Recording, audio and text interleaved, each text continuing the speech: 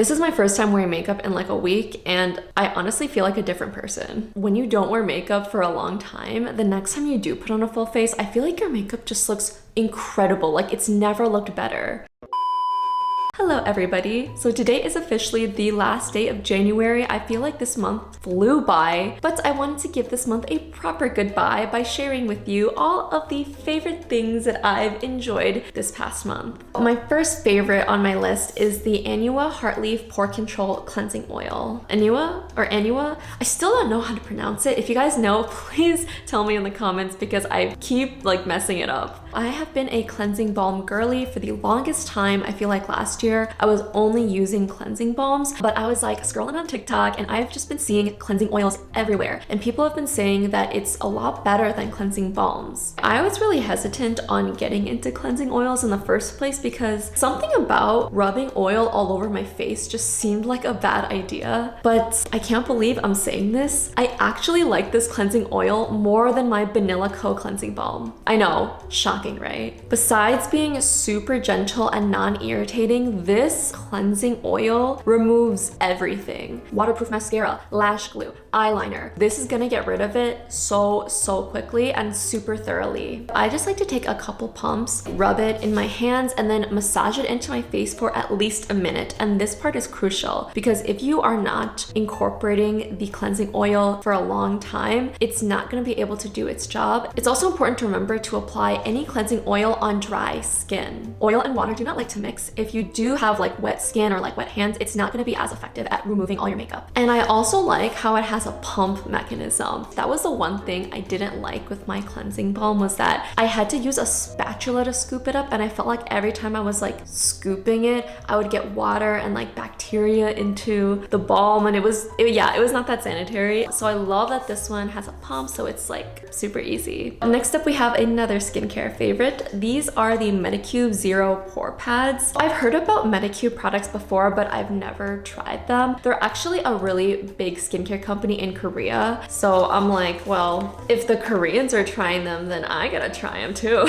I initially got these because I really struggle with congestion in my face and enlarged pores. Like the pores near my nose are the size of saucers. On one side, you have like a textured surface, which is for gently exfoliating your skin. And then on the flip side is a smooth side. So after exfoliating, you just gently like rub this on your face. And I actually do notice a difference immediately after I use these. I feel like my pores just look smaller and my skin texture overall just looks a lot smoother. So yeah, I love this one and I will probably continue to use it throughout the entire year. So next up, I have a little makeup favorite. This is the Hints True Dimension Radiance Balm, and this is actually a blush. This is in Tender Room. I've always been a powder blush girl and I haven't really explored too many cream blushes just because I feel like I never found one that I fell in love with. But Hints actually sent me this one a while back, and this one is one of the best cream blushes I've ever used. I'm actually wearing it right now and it's so gorgeous. Let me just swatch this for you right now.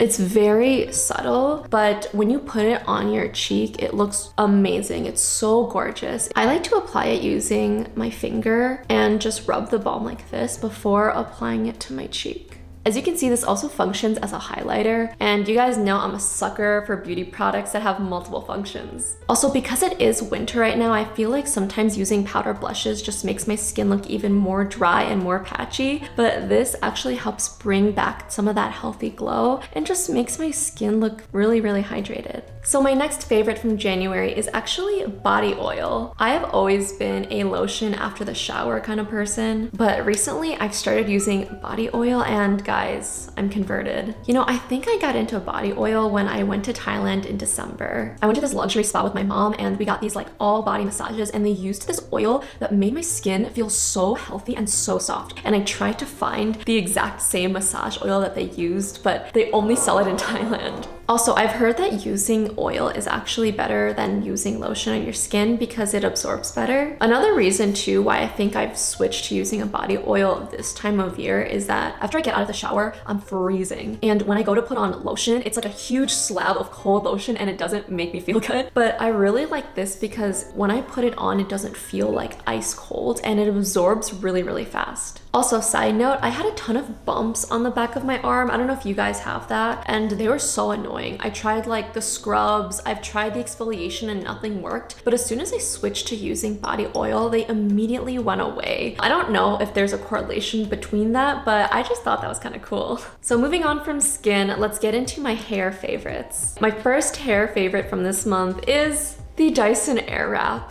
I wasn't gonna talk about this because I told myself I would never get it, but my parents asked me what I wanted for Christmas, and I'm like, this is actually worth the hype. I don't know if I would consider myself a complete minimalist, but I do like simplifying my routine and having a ton of hair tools. It honestly kind of upset me. So after getting the Dyson Airwrap, I got rid of a lot of hair tools and I only use this now, and it's made doing my hair so easy. It comes with 6 attachments, but the ones that I use the most are the round brush attachment, the curling barrel one, this is like the skinnier one, and then the nylon brush attachment.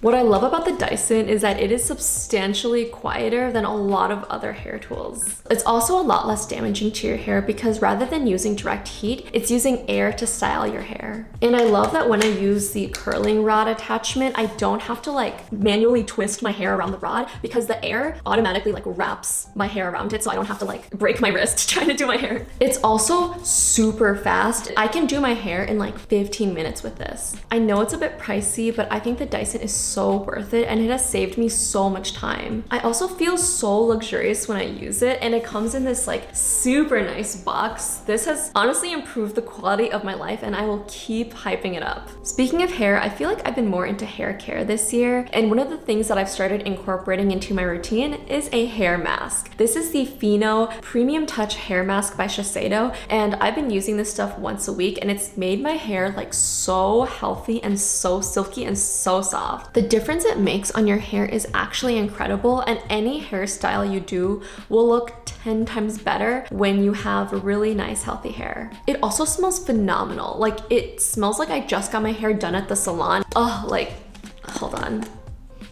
This will give you salon quality hair, I swear. I apply this once a week when I'm in the shower. After shampooing, I'll rinse it out, and I don't even apply conditioner because this sort of like acts as a conditioner, and I'll literally take a huge glob and just start massaging it into my head. I'll put on a shower cap and everything. I know, super sexy, right? And I'll wait 10 minutes before rinsing it off. And afterwards, my hair is super shiny. It smells amazing. So if you haven't tried a hair mask before, I highly recommend this one.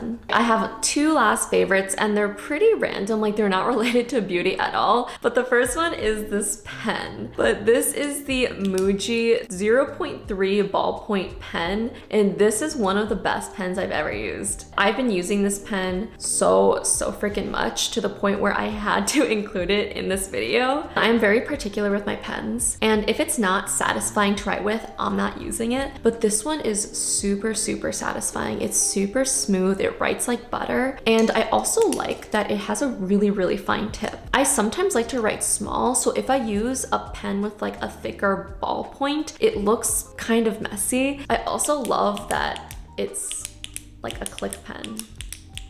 Like I could do this all day, every day. So to finish off my January favorites, I have a book. This is attached by Dr. Amir Levine and Rachel S.F. Heller. You guys know I'm always trying to improve the relationships in my life, and when my mom bought me this one for Christmas, I knew I wanted to read it right away. So like the title suggests, this book talks about the 3 different attachment styles found in intimate relationships: secure, anxious, and avoidant. So what they found is that your attachment style originates from the relationship you have with your mom when you're an infant. And we don't really think about our attachment styles until we get into romantic relationships as adults. I feel like I'm always trying to figure out how to be a better partner to my significant other, and what I've learned is that I need to communicate my needs better. Before reading this book, I thought I was pretty secure, but after reading it, I'm definitely a little bit anxious. I realized that I'm not as good at communication as I thought I was. While this book is really great for romantic relationships, I also think it works in like friendships or family dynamics. So if you want to find out what attachment style you are and how to improve your communication, I highly suggest this book. And those were all of my January favorites. That was a lot of talking, but I hope you guys got some good recommendations. Again, these are all things that I stand by and that have honestly improved my life